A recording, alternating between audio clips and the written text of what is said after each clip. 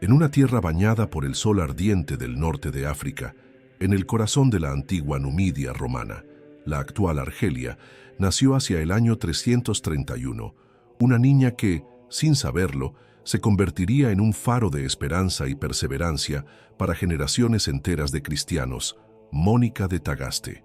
La pequeña Tagaste, donde ella vio la luz por primera vez, no era una gran urbe, sino una ciudad de provincias, marcada por el peso de la cultura romana y la tensión entre tradiciones paganas y una fe cristiana que comenzaba a consolidarse después de siglos de persecución. Era un tiempo de transición, donde los templos de dioses antiguos aún se erguían en las calles, mientras que en los hogares se encendía en secreto la llama del Evangelio. En ese ambiente contradictorio, lleno de incertidumbre, la pequeña Mónica fue criada en un hogar cristiano que le transmitió los valores de la fe, la disciplina y el amor a Dios como una herencia sagrada. Desde muy joven, la niña mostró un carácter profundamente sensible y observador. Las historias de los mártires que habían entregado su vida por Cristo la conmovían hasta las lágrimas. Le contaban cómo hombres y mujeres, en los circos romanos, habían preferido morir devorados por fieras o atravesados por la espada antes que renunciar a su fe. Aquellos relatos no eran simples narraciones antiguas para ella, eran ejemplos vivos que penetraban en su corazón como semillas que algún día darían fruto. Mientras otras niñas soñaban con joyas, vestidos o banquetes, Mónica encontraba consuelo en la oración y en la lectura de las Escrituras, que entonces eran custodiadas con celo por los cristianos de Tagaste. Se dice que desde su adolescencia fue una joven disciplinada, profundamente consciente de sus actos. Su vida estaba marcada por una virtud sencilla, pero constante, la templanza. A diferencia de muchos jóvenes de su tiempo, que buscaban en la diversión y el exceso un alivio para la dureza de la vida, ella entendía que el verdadero gozo provenía de la cercanía con Dios. Aquella madurez temprana, poco común en su edad, la preparó para los grandes desafíos que el destino le tenía reservados. Porque la vida de Mónica, lejos de ser un camino tranquilo, sería una sucesión de pruebas en las que su fe sería forjada como el hierro en el fuego. En aquellos años, el papel de la mujer estaba relegado al silencio y al servicio en la sombra. No obstante, en Mónica había algo distinto, una fortaleza interior que la hacía destacar sin necesidad de imponerse. Sus amigas y vecinas la reconocían como alguien capaz de escuchar, de dar consejo, de infundir paz en medio de conflictos. Ese don de consolar, que luego sería decisivo en su vida familiar, comenzó a manifestarse desde muy temprano. Era como si el propio Dios estuviera preparando su alma para una misión que trascendía su tiempo, ser ejemplo de paciencia y perseverancia en medio de las tempestades más dolorosas que una madre puede vivir. Cuando llegó a la edad adulta, la joven Mónica fue entregada en matrimonio a Patricio, un hombre de condición social respetable, pero de carácter áspero y difícil. La unión fue arreglada según las costumbres de la época, donde el amor pocas veces era la base de los matrimonios. Patricio no compartía la fe cristiana. Era pagano, temperamental, de humor explosivo y dado a los arrebatos de cólera. En más de una ocasión, su violencia verbal y su infidelidad hirieron profundamente el corazón de Mónica. Sin embargo, ella nunca respondió con odio ni con resentimiento. Su arma era el silencio, la paciencia y, sobre todo, la oración. Aun cuando la convivencia era dolorosa, Mónica asumió su matrimonio no como una condena, sino como un campo donde podía sembrar el Evangelio. Lo extraordinario fue que con el tiempo, su ejemplo silencioso transformó lentamente a Patricio. Sus vecinos se asombraban de cómo aquella mujer soportaba con serenidad lo que muchas otras hubieran respondido con rabia o desesperación. Para Mónica, el matrimonio era un altar de sacrificio, un lugar donde podía ofrecer sus lágrimas a Dios como incienso invisible. Y aquella fe no quedó sin frutos. Años más tarde, tanto Patricio como su suegra, que también compartía el hogar y tenía un temperamento igualmente duro, terminaron por convertirse al cristianismo gracias al ejemplo de Mónica. Ese primer triunfo espiritual en su familia fue apenas un preludio del desafío más grande que ella habría de enfrentar. el destino de su hijo Agustín. Pero en esos primeros años, lo que resplandece es el carácter inquebrantable de una mujer que, nacida en un mundo hostil, no se dejó aplastar por las circunstancias. Desde su infancia hasta su juventud, Mónica había entendido que el sufrimiento no era un obstáculo, sino un puente hacia la santidad. Cada lágrima derramada en silencio, cada humillación soportada con paciencia, cada oración recitada en la intimidad de su corazón, iba forjando en ella una fortaleza espiritual que con el tiempo se revelaría como la mayor arma contra la desesperación. La historia de Santa Mónica comienza aquí, en ese contraste entre lo pequeño y lo inmenso, una mujer sencilla de una ciudad de provincias que, sin saberlo, estaba escribiendo las primeras páginas de una vida destinada a cambiar el rumbo espiritual de la humanidad, porque a través de sus oraciones y lágrimas, ella no solo transformó su hogar, sino que también preparó el corazón de quien se convertiría en uno de los más grandes santos y doctores de la Iglesia. En el silencio de Tagaste, entre los templos paganos y las humildes iglesias cristianas, nacía una mujer marcada por la fe, destinada a convertirse en el símbolo de todas las madres que, a lo largo de los siglos, llorarían y perseverarían por la salvación de sus hijos.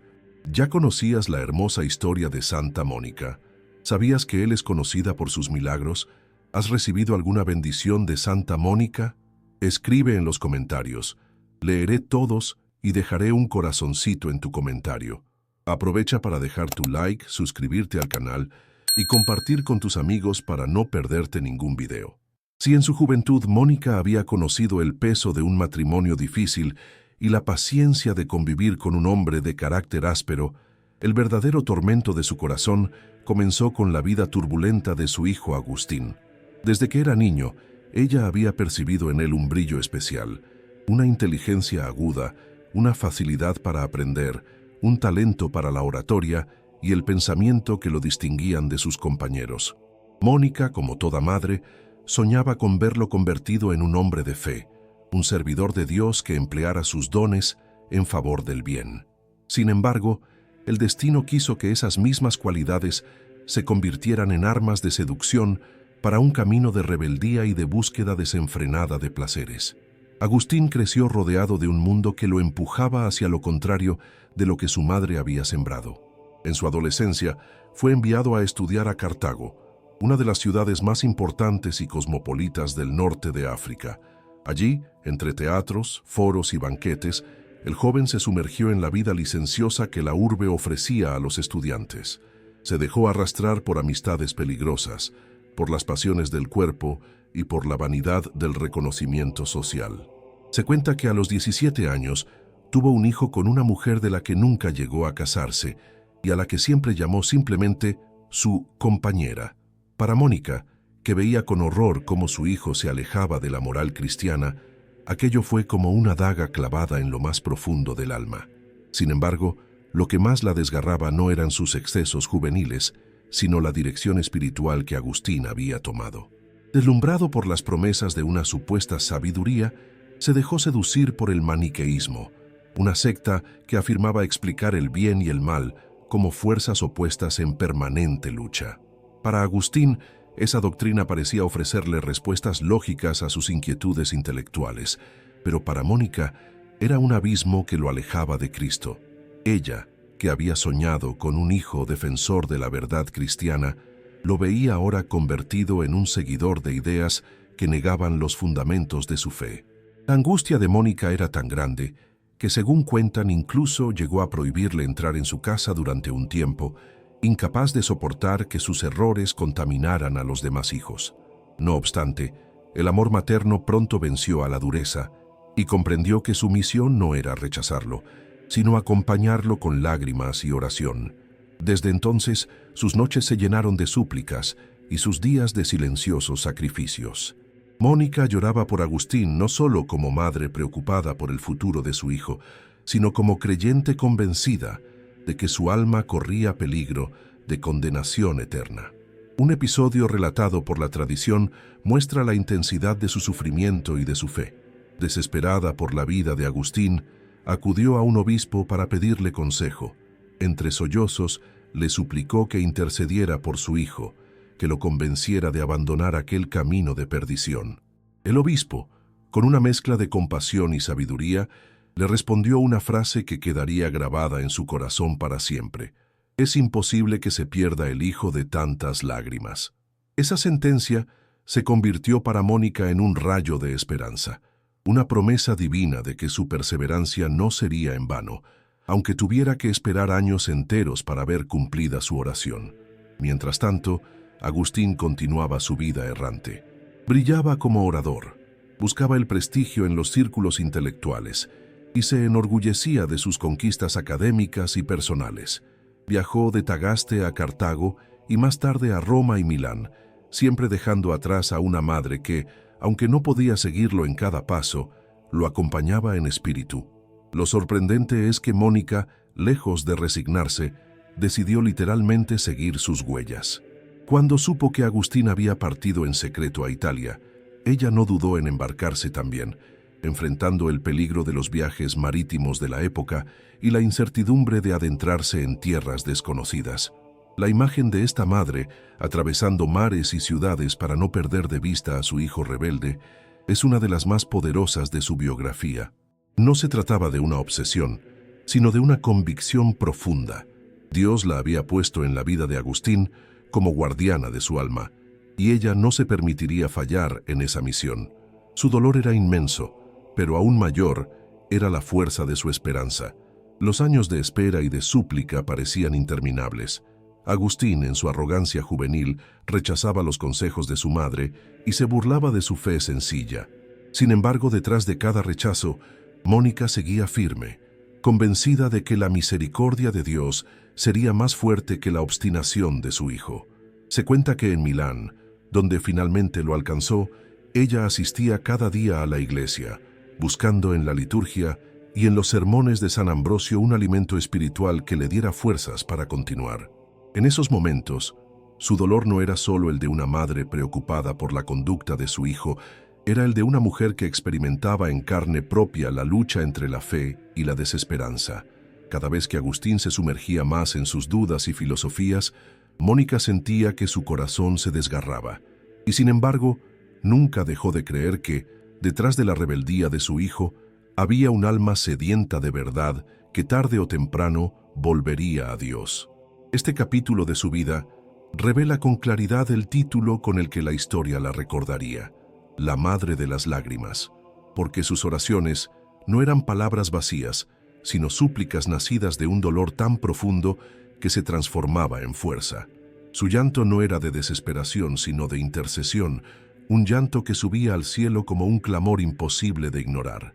Y si bien la respuesta aún no llegaba, cada lágrima era un ladrillo en el puente invisible que un día llevaría a Agustín de regreso a la fe. Después de años viendo a su hijo caminar lejos de la fe, después de lágrimas derramadas en silencio y noches enteras de insomnio, la llama de su esperanza jamás se apagó. Más bien, se avivaba con cada negativa de Agustín, con cada ofensa a los valores cristianos, con cada viaje en el que él intentaba escapar de la influencia de su madre. Su fe se volvía más fuerte cuanto más adverso era el escenario. Cuando Agustín decidió viajar a Roma, lo hizo de manera engañosa. La tradición cuenta que Mónica, enterada de su partida, corrió al puerto con la intención de acompañarlo en aquella travesía. Sin embargo, el joven, cansado de la insistencia materna y de su vigilancia espiritual, partió a escondidas, dejándola sola en la orilla, mirando el mar que se tragaba el barco en el que viajaba su hijo. Aquella escena debió de ser devastadora. Una madre abandonada, con el corazón desgarrado, viendo cómo su hijo prefería huir de ella antes que escuchar su consejo. Pero en vez de hundirse en la desesperación, Mónica transformó su dolor en plegaria. Allí, frente a las aguas que la separaban de su hijo, elevó a Dios una oración más intensa que nunca. El viaje de Agustín a Roma y luego a Milán pudo haber significado el fin de la influencia de su madre en su vida. Sin embargo, Mónica se negó a aceptar esa distancia como definitiva. Con una valentía poco común para una mujer de su época, emprendió ella misma el camino hacia Italia. A bordo de un barco, soportando las incomodidades del viaje, el peligro de las tormentas marinas y la incertidumbre de un destino desconocido, viajó hasta la otra orilla del Mediterráneo, decidida a no dejar que su hijo se perdiera solo en el torbellino del mundo. Esa imagen de una mujer madura, sola, enfrentando los desafíos de un trayecto tan arriesgado, es la prueba más clara de que la fe no conoce de fronteras ni de imposibles. Una vez en Milán, Mónica encontró un nuevo sostén para su esperanza. San Ambrosio, obispo de la ciudad, era un hombre de profunda sabiduría, un pastor de alma y un maestro de la fe, capaz de tocar los corazones con su palabra. Para Mónica, Ambrosio fue más que un guía espiritual.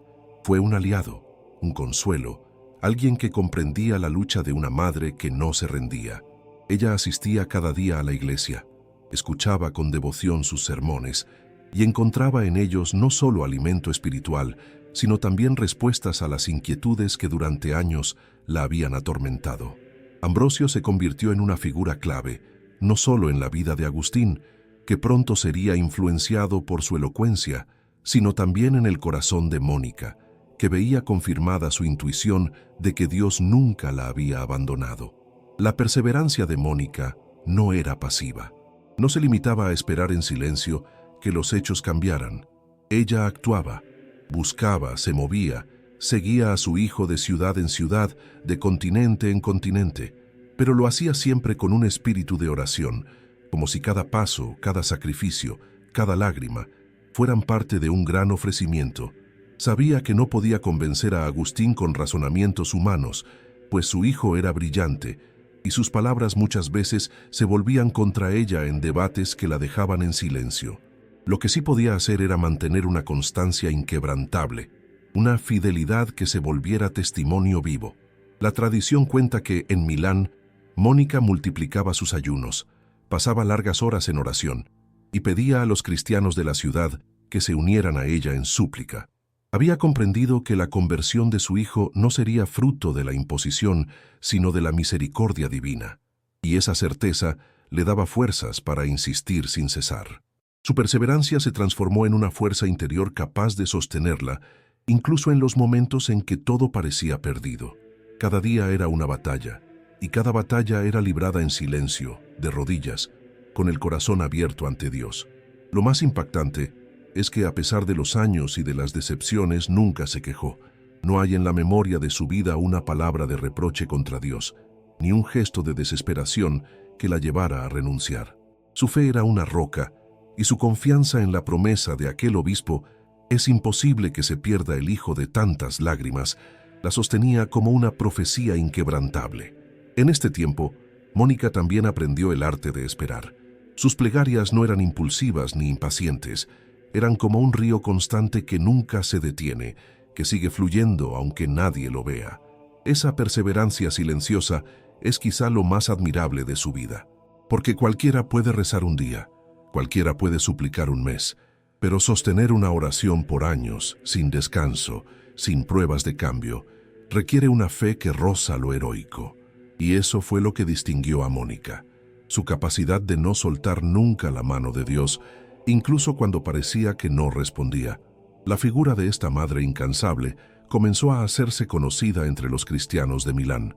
La veían siempre en las primeras filas de la iglesia, con el rostro marcado por las lágrimas, y comprendían que allí había una mujer que representaba el dolor de todas las madres del mundo. Su perseverancia ya no era solo un testimonio privado, sino un ejemplo público. Su vida se volvía predicación silenciosa, sermón vivo, proclamación de una verdad que muchos necesitaban recordar. La fe, cuando es auténtica, no se rinde jamás. El camino aún era largo, y la respuesta de Dios aún no se revelaba del todo. Pero en esos años en Milán se estaba gestando el gran milagro. La perseverancia de Mónica, encarnada en su constancia y en su fidelidad absoluta, preparaba el terreno para lo que vendría, la transformación definitiva del corazón de Agustín. Durante años, Agustín se había mostrado impenetrable a las súplicas de su madre y al llamado de la fe. Sus inquietudes intelectuales lo llevaban de una doctrina a otra, de un maestro a otro, siempre buscando respuestas que parecían escapar de sus manos. El joven que había fascinado a los estudiantes en Cartago con su elocuencia, que había deslumbrado en Roma con su inteligencia, se sentía dentro de sí mismo vacío, dividido, esclavo de pasiones que lo arrastraban hacia abajo, mientras su mente anhelaba lo más alto. Ese tormento interior era invisible para muchos, pero no para Mónica. Ella lo presentía en el silencio de sus lágrimas y en la angustia de sus oraciones. En Milán, la providencia dispuso un encuentro que cambiaría para siempre la historia de ambos. El de Agustín con San Ambrosio, el obispo cuya palabra era fuego y consuelo. Al principio, Agustín lo buscaba solo por admiración intelectual. Ambrosio era un orador brillante, capaz de cautivar a multitudes, y eso atraía al joven que vivía de la retórica. Sin embargo, poco a poco, tras el brillo de la elocuencia, comenzó a descubrir una verdad que lo desarmaba. La fe cristiana, que había despreciado como ingenua, se revelaba ahora como un camino profundo, capaz de responder no solo con lógica, sino con amor. Y esa experiencia lo conmovió. Mónica, que asistía diariamente a la iglesia para escuchar las homilías de Ambrosio, observaba con emoción cómo las palabras del obispo empezaban a abrir grietas en la coraza de su hijo. Era como ver una semilla germinando en tierra árida. Durante años había regado ese terreno con lágrimas, y ahora finalmente el agua encontraba un cauce. Sin embargo, el proceso no fue inmediato. Agustín se resistía, luchaba contra sí mismo. Sabía que el cristianismo exigía un cambio radical en su vida, un desprenderse de los placeres que lo dominaban, un renunciar al orgullo intelectual que lo había definido hasta entonces. Y ese precio le parecía demasiado alto. El relato más conmovedor de esta etapa lo encontramos en las confesiones del propio Agustín, donde describe con crudeza la batalla de su interior. Una y otra vez se decía a sí mismo: mañana lo haré, mañana me entregaré a Dios, pero ese mañana nunca llegaba. Se sentía como encadenado, atado por los lazos de sus deseos, incapaz de liberarse por sí mismo. La tensión lo consumía. Por un lado, la atracción irresistible hacia la verdad que veía en el cristianismo. Por otro, el miedo de dejar atrás la vida que lo había definido. Era una lucha entre la carne y el espíritu, entre la soberbia y la humildad.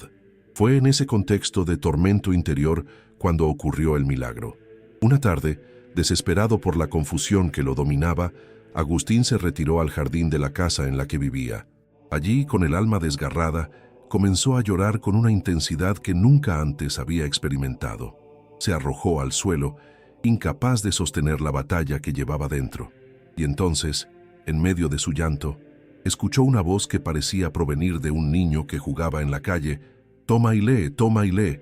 Aquellas palabras simples y misteriosas se grabaron en su corazón como un mandato divino. Agustín corrió hacia el lugar donde había dejado las escrituras, abrió al azar y se encontró con un pasaje de la carta de San Pablo a los romanos. No en comilonas y borracheras, no en lujurias y desenfrenos, no en disputas y envidias, revestíos más bien del Señor Jesucristo y no busquéis satisfacer los deseos de la carne. Al leer esas palabras, sintió que una luz atravesaba la oscuridad de su alma. Todo lo que lo había retenido hasta entonces se desvaneció como cadenas que se rompen.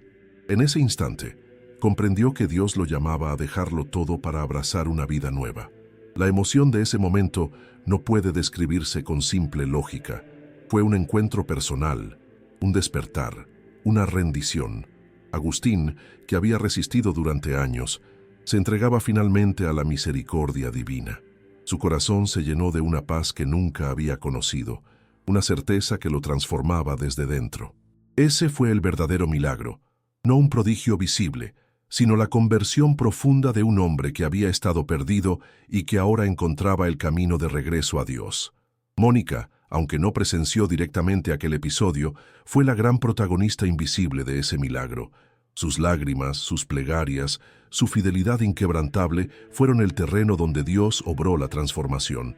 Cuando Agustín le comunicó su decisión de convertirse, ella no necesitó palabras para entender que su misión estaba llegando a su meta. Las lágrimas que brotaron de sus ojos ya no eran de dolor, sino de alegría. Era la misma madre que años antes había recibido la promesa del obispo: «Es imposible que se pierda el hijo de tantas lágrimas». ahora veía cumplida esa profecía con sus propios ojos. El proceso culminó en el año 387, cuando Agustín recibió el bautismo de manos de San Ambrosio en la vigilia pascual. Fue un acontecimiento grandioso, no solo para su vida, sino para toda la historia del cristianismo.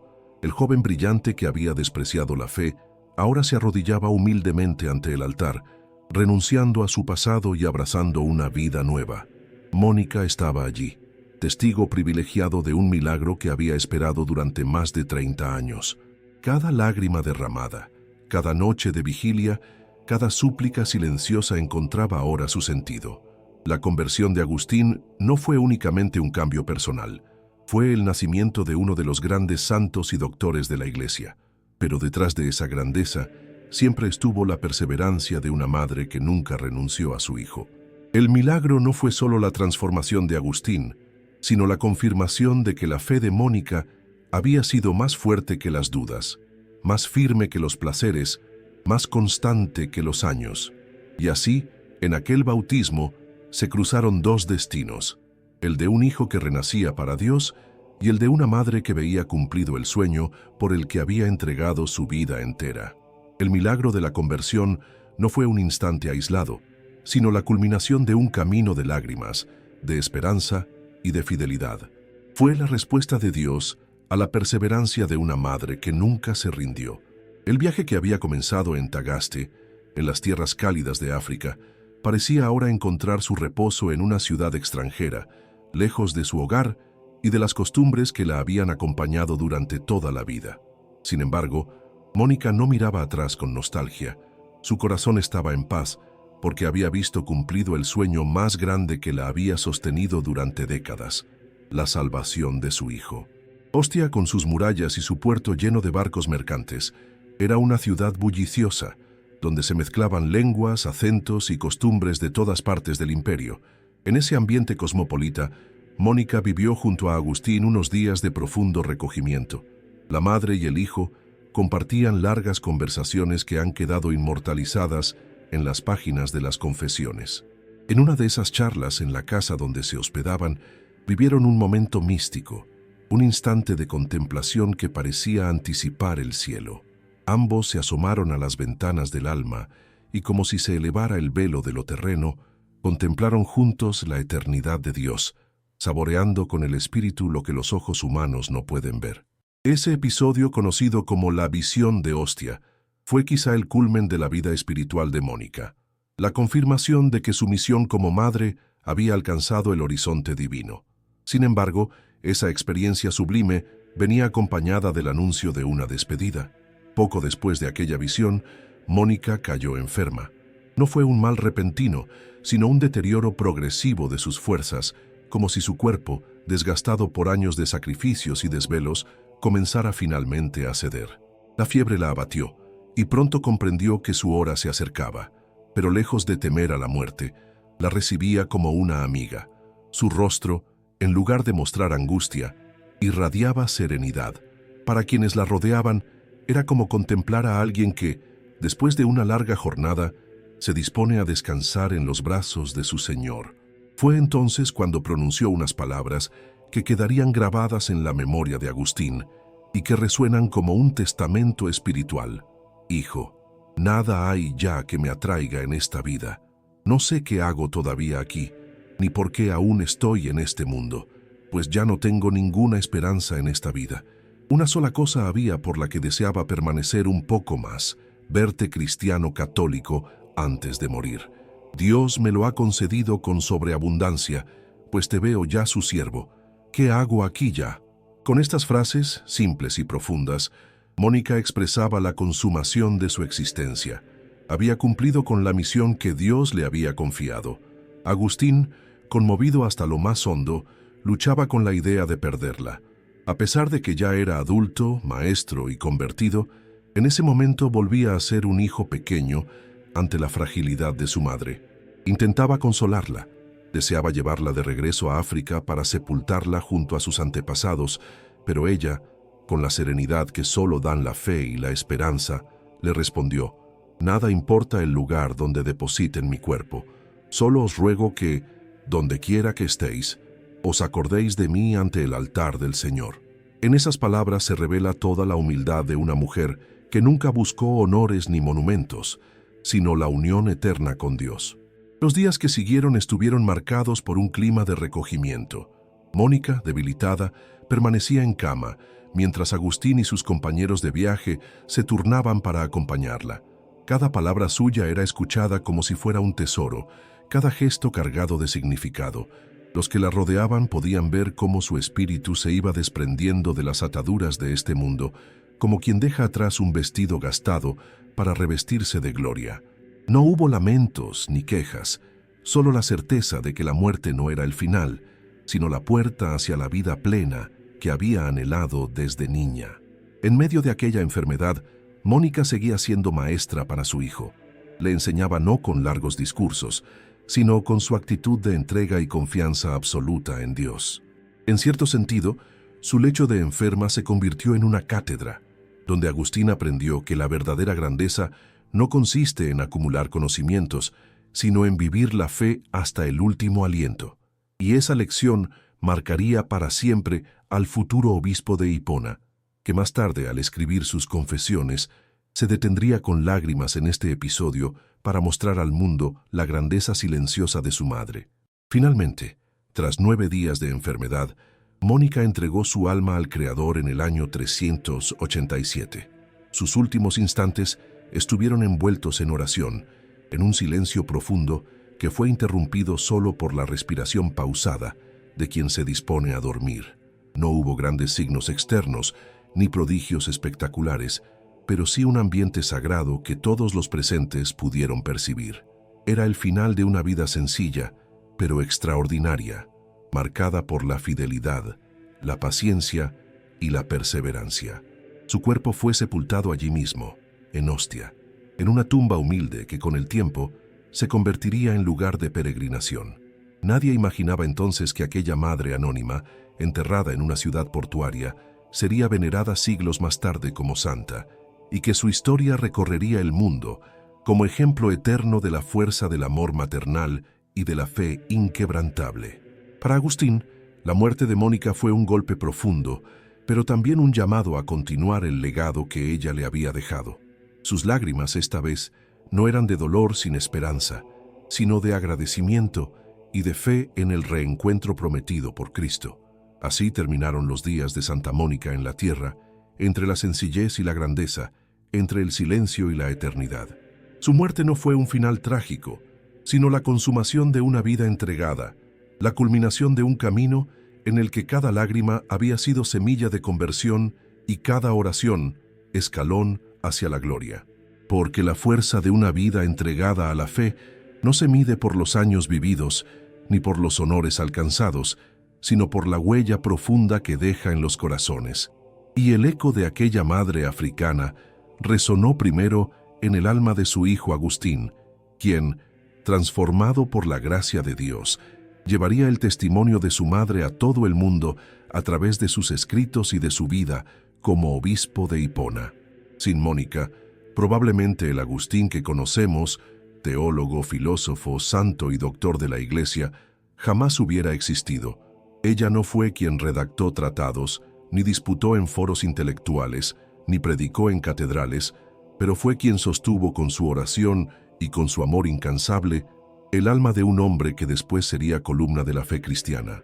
Los padres de la Iglesia y los siglos de tradición han reconocido en Mónica la figura de la madre perseverante, símbolo universal del amor materno que no se rinde jamás.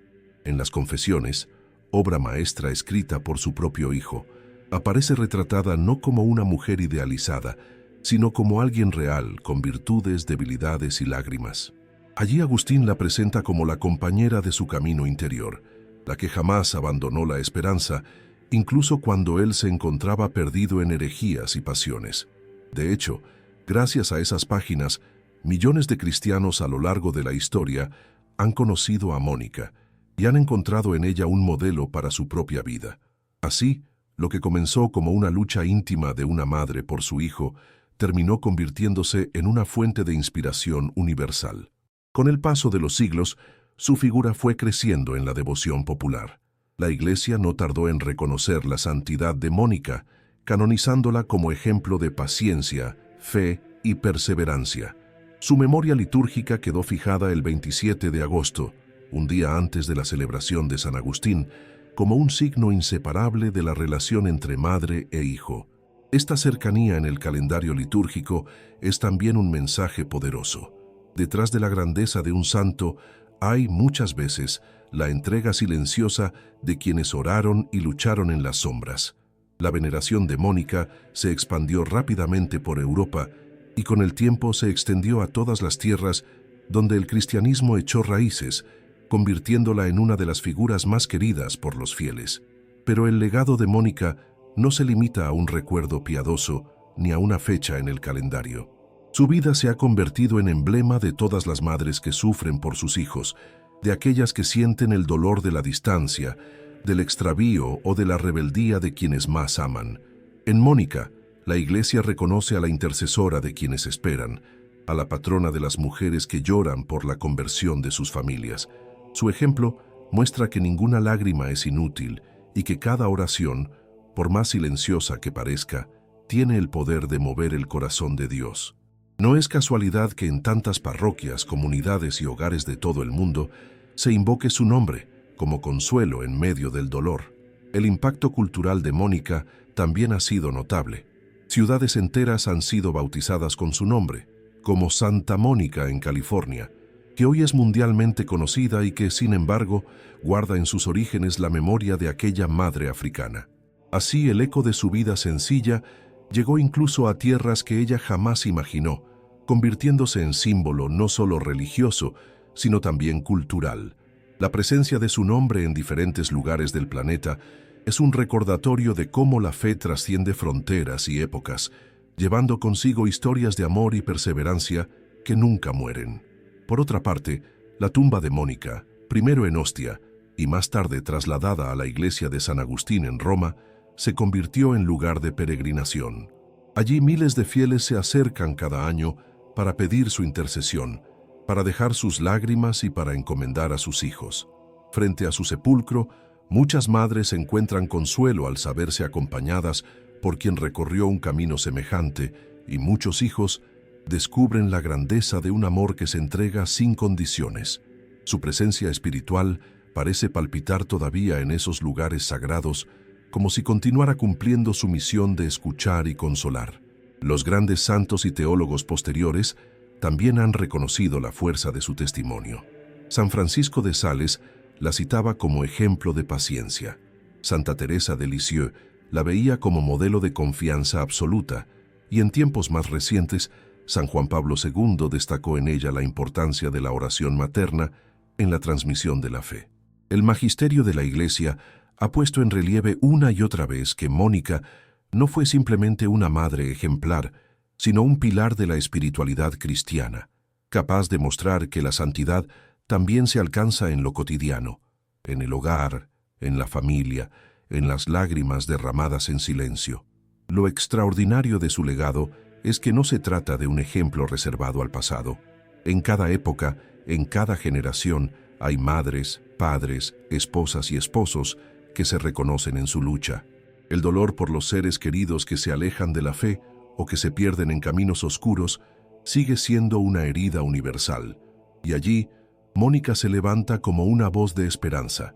Ella demuestra que la constancia puede vencer el tiempo, que la oración puede abrir puertas cerradas y que el amor, cuando es verdadero, jamás se rinde. Esa universalidad explica por qué, incluso hoy, su figura mantiene una vigencia poderosa en la vida de la Iglesia y en la espiritualidad de los creyentes. Finalmente, el legado de Mónica vive también en el testimonio escrito de su hijo. Cada vez que alguien abre las confesiones y se adentra en las páginas donde Agustín narra entre lágrimas la vida y muerte de su madre, Mónica vuelve a estar viva, no como un personaje distante, sino como una presencia cercana, palpable, casi familiar. Su historia se entrelaza con la de todos los que sufren y esperan, y en cada corazón que encuentra en ella inspiración, su legado se prolonga y se renueva. En ese sentido, Santa Mónica no pertenece solo a la historia antigua, sino al presente de cada creyente que lucha con fe y persevera con amor.